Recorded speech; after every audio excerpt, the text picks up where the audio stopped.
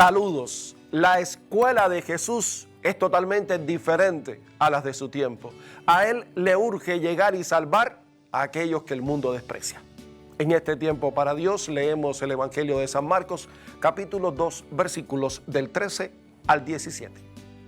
Jesús salió nuevamente a la orilla del mar. Toda la gente acudía allí y Él les enseñaba. Al pasar vio a Leví, hijo de Alfeo, sentado a la mesa de recaudación de impuestos y le dijo: sígueme. Él se levantó y lo siguió. Mientras Jesús estaba comiendo en su casa, muchos publicanos y pecadores se sentaron a comer con él y sus discípulos.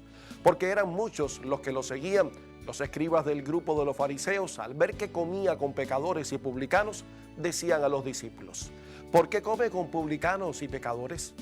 Jesús, que había oído, les dijo: no son los sanos los que tienen necesidad del médico, sino los enfermos.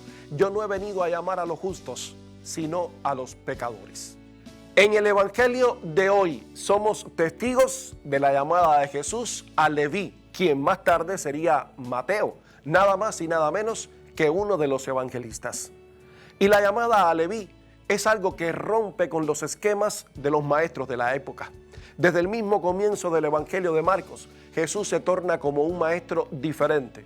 Es Él quien llama a sus discípulos y, para colmo, los que llama son los que nunca serían aceptados en las escuelas, en los discipulados de entonces.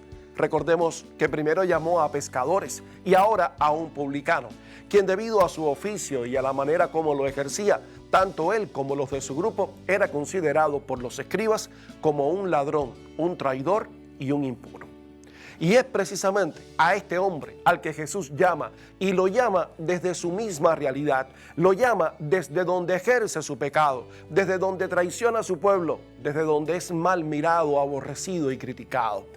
Y lo llama a que lo siga, y además le hace un espacio en su mesa. Le abre un espacio en el banquete, un banquete que no es exclusivo ni excluyente. Un banquete en el que se dan cita publicanos y pecadores. Un banquete, no obstante, que crea comunión, que simboliza la fraternidad, la paz, la confianza. Y claro que esto choca a las autoridades religiosas de su tiempo. Para ellas, un hombre piadoso, justo y profeta no puede tener ningún contacto con pecadores. Y Jesús es consciente de esos criterios, de sus pensamientos, y responde: no son los sanos los que tienen necesidad del médico, sino los enfermos. Yo no he venido a llamar a los justos, sino a los pecadores. Y es que en el plan, en la misión de Jesús, no están excluidos los justos. Lo que ocurre es que la premura es salvar los pecadores. La premura es salvar los que tienen más peligro de no entrar en el reino. La premura es salvar a toda la humanidad. El plan de Dios es diferente al nuestro. Con frecuencia excluimos, separamos, decidimos quién sirve y quién no, quién sigue y quién se queda, quién forma parte del grupo y quién tiene que salir. Pero gracias a Dios, su plan es mucho más integrador, abarcador y restaurador que el nuestro. Gracias a Dios por su misericordia, por esa premura de llegar al pecador, es que hoy somos parte de la iglesia y nos convertimos en seguidores suyos, en discípulos suyos. La llamada a Leví es el gesto perenne, constante de un padre lleno de amor, de perdón, de misericordia, de un padre que quiere que todos sus hijos se salven y lleguen al conocimiento pleno de la verdad. Y el gesto de Leví, de dejarse mirar con amor, de dejarse ser tenido en cuenta, de pasar por encima de su orgullo, de reconocerse pecador, necesitado de salvación, de dejar en el momento, el lugar del pecado, la ocasión del pecado, el motivo de su pecado, es la actitud de aquel que responde, que se deja llevar por la gracia de Dios, que se deja seducir por el Señor.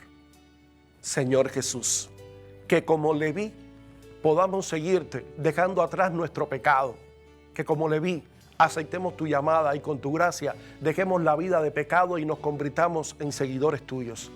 Y que como tú no seamos excluyentes, sino discípulos capaces de atraer a otros a compartir contigo el banquete de la paz, de la confianza, de la reconciliación y el amor. Y permite, Señor, que mañana, aquí mismo, podamos tener otro tiempo para ti.